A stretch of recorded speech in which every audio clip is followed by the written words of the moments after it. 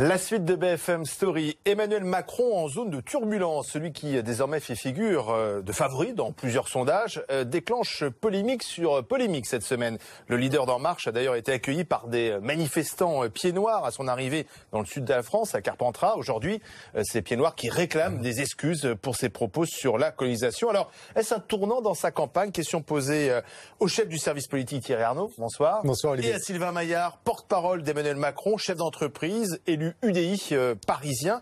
Sylvain Maillard, il parle beaucoup, Emmanuel Macron. Il a d'ailleurs improvisé en fin d'après-midi une conférence de presse à Carpentras. Il parle beaucoup, il parle trop, non? Non, je pense que c'est bien. Il a éclairci peut-être certains propos qui ont été, on l'a bien vu depuis 2 jours, qui ont été peut-être mal compris, sortis de leur contexte. Et je crois que c'est pas une improvisation, mais en tout cas une conférence, une sorte de conférence de presse s'imposait. Je pense que c'est quelque chose de bien. En plus, vous l'avez diffusé dans toute sa longueur et qui expliquait bien ses propos et le fait qu'il cherchait juste à réconcilier les mémoires et à dire les choses. Quand on est obligé de prendre la parole plusieurs fois par jour pour réexpliquer ce qu'on a dit la veille, qui n'a pas été bien compris. Alors la semaine a démarré avec ses propos sur « je n'ai pas de programme, mais c'est pas le plus important ». Ensuite, on a eu l'épisode algérien, la colonisation a été un crime contre l'humanité. Ensuite, dans l'Obs, c'était hier, le mariage pour tous, l'humiliation de ceux qui manifestaient contre le mariage gay. Ça commence à faire beaucoup. C'est une stratégie de campagne ou finalement ça part dans tous les sens? La politique est un art de la répétition. Et il répète, il pose son projet en permanence. Mais dans tous les sens? Non, pas dans tous les sens. Il explique les choses et parfois il a besoin de réexpliquer, d'approfondir. Là, sur des sujets, c'est vrai, qui touchent l'intime de beaucoup de nos compatriotes. Je crois que c'était important de poser les questions. C'est aussi un fait générationnel. Emmanuel Macron n'est pas de la même génération. Nous ne sommes pas de la même génération que d'autres politiques. Et ça s'exprime. Tout simplement, nous n'avons pas forcément la même vision qu'une partie du monde politique, peut-être plus âgée en tout cas. Et donc, il prend plus de recul par rapport à une vérité historique qui nous apparaît évidente, mais qui doit être expliquée parce qu'elle touche encore l'intime.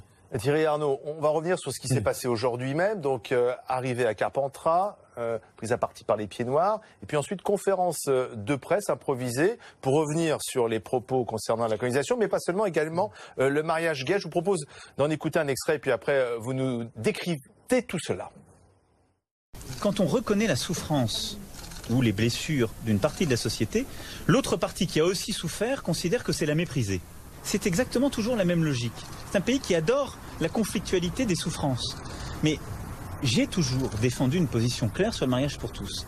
Je suis favorable au mariage pour tous, je le défendrai et je protégerai celles et ceux qui, justement, aujourd'hui en bénéficient et l'ont défendu.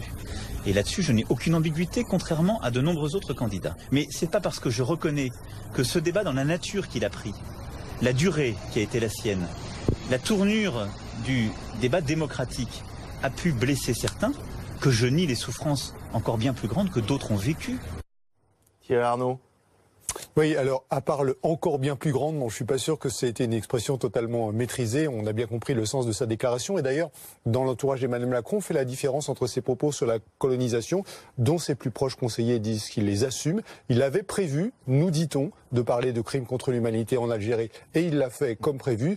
En revanche, explique-t-on, dans l'entretien à l'Obs où il parle d'humiliation de cette France-là, c'est-à-dire la France de la manif pour tous, dans sa réponse aux journalistes à ce moment-là, disent encore une fois les conseillers d'Emmanuel Macron, il évoque aussi l'humiliation qu'ont pu ressentir les homosexuels et on reproche à nos confrères de l'Obs d'avoir retenu la moitié de l'affirmation. En tout état de cause, on voit effectivement, et je rejoins ce que vous disiez tout à l'heure dans votre question, quand on est obligé de multiplier les explications sur ces déclarations, c'est quand même qu'il y a un petit sujet dans la communication.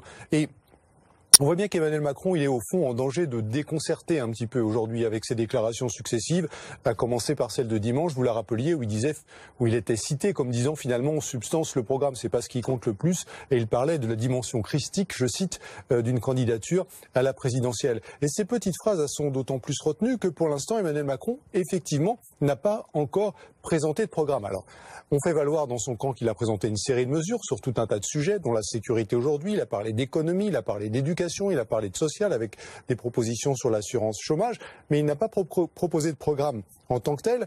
Et le problème que ça pose d'un point de vue politique, c'est que moi, je vous dis en toute franchise, je suis incapable de dire ce soir quelle est la vision d'Emmanuel Macron, quel est son projet pour la France. Du mal à retenir une ligne directrice. Ensuite, on aime ou on n'aime pas, mais Marine Le Pen, je vois parfaitement bien quelle est sa vision. Benoît Hamon, je vois aussi. Et François Fillon, je vois également. Jean-Luc Mélenchon, idem.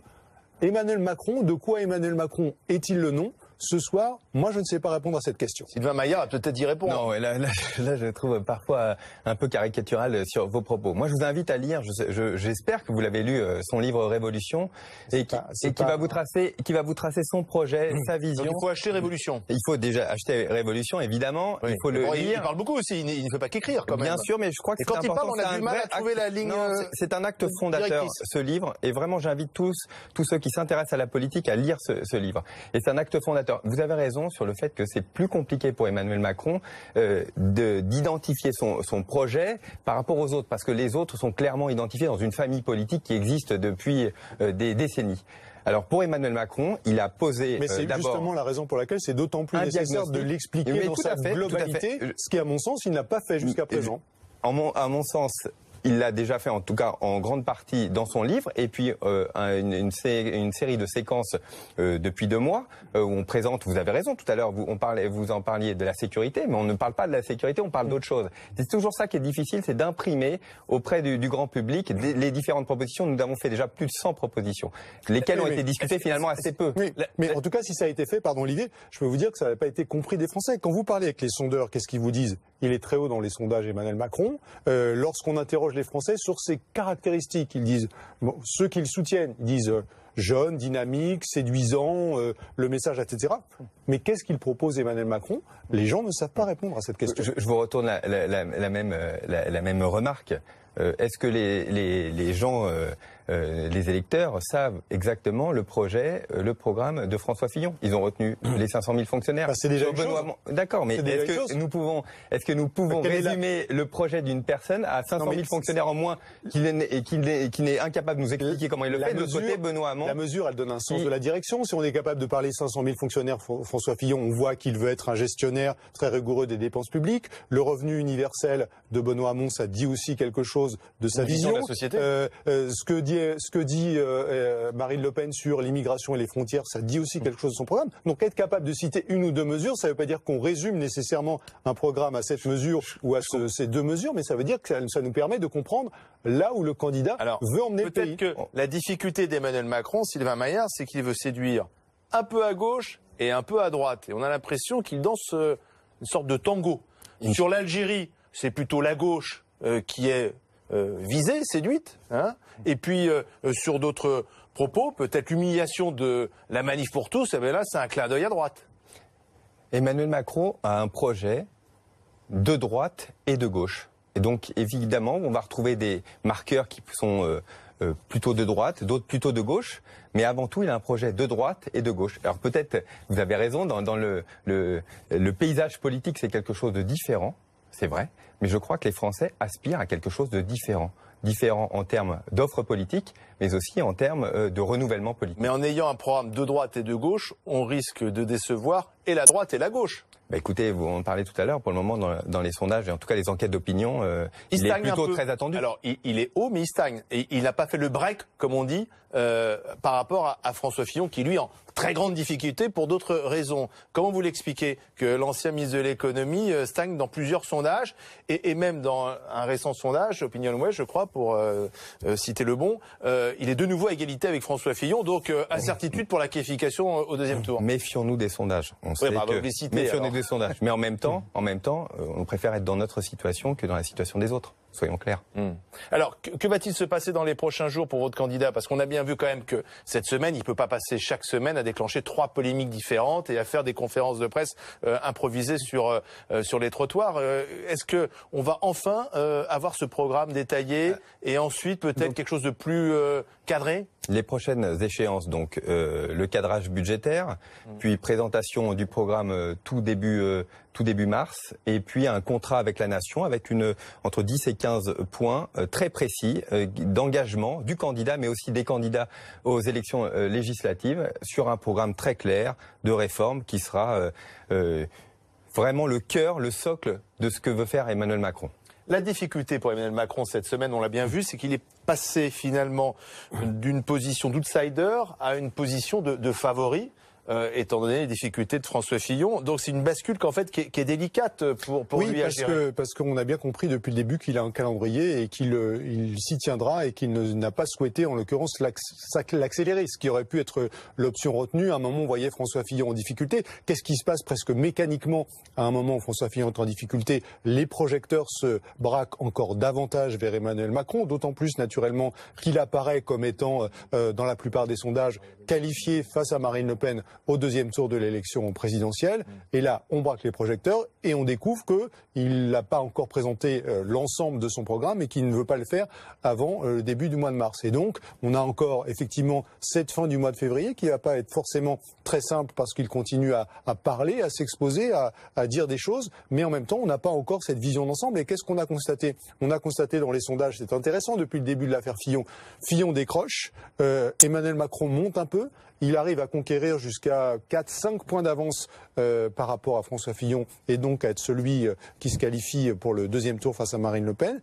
Et là, depuis quelques jours, eh bien, on redescend un peu. Et effectivement, dans un ou deux sondages aujourd'hui, y compris l'IFOP, le rolling qui est mis à jour toutes les 24 heures, eh bien, il est à nouveau à 18,5, c'est-à-dire à un niveau équivalent à celui de François Fillon. Donc, on voit effectivement qu'il y a un petit sujet. Il ne faudrait pas que ça dégringole trop avant que Emmanuel Macron présente son programme. D'autant plus que derrière, il y a Benoît Hamon, Jean-Luc Mélenchon, les autres candidats. Sylvain Maillard, c'est aussi quand même, j'imagine, une inquiétude. C'est fragile tout ça. C'est pas une inquiétude. Vous avez raison. Emmanuel Macron est maître de son calendrier. Il imprime une campagne à son rythme. Nous sommes dans une dynamique de campagne quand même très forte, entre le meeting de Paris mi-novembre et maintenant on voit bien qu'on a une campagne ascendante. Nous restons dans notre calendrier et nous essayons en tout cas d'imposer nos thèmes de campagne. Donc pas d'inquiétude. Allez, dans un instant on va parler d'une autre campagne, celle de Marine Le Pen, et c'est aussi ses ennuis judiciaires. Et puis ce concert de casseroles, c'est pas seulement pour François Fillon. Regardez l'accueil à Clairvaux-les-Lacs dans le Jura, réservé à Marine Le Pen il y a quelques minutes, avec des manifestants venus exprimer leur colère contre Marine Le Pen. Marine Le Pen qui dément avoir reconnu les emplois fictifs du FN. Louis Alliot, du vice-président du Front National, vient s'expliquer dans un instant dans BFM Story.